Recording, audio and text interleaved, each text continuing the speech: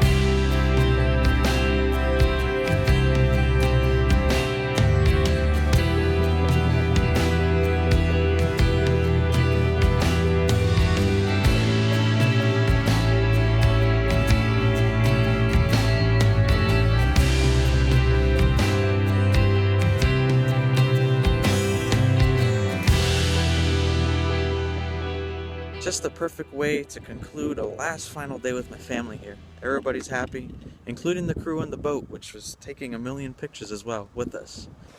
The day is soon to come to an end, and fortunately my friend Marlon is going to join us as we conclude the 10-day holiday with my family.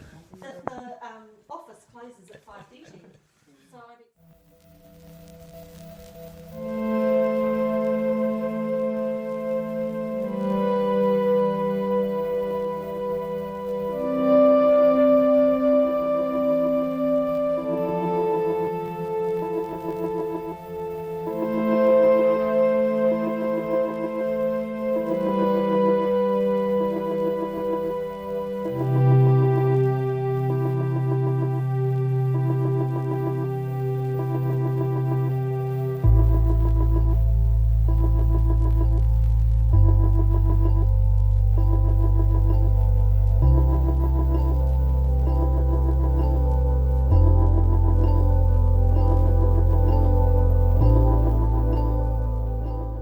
Past 2 days have been very, very hard knowing that my family's gonna be gone back home.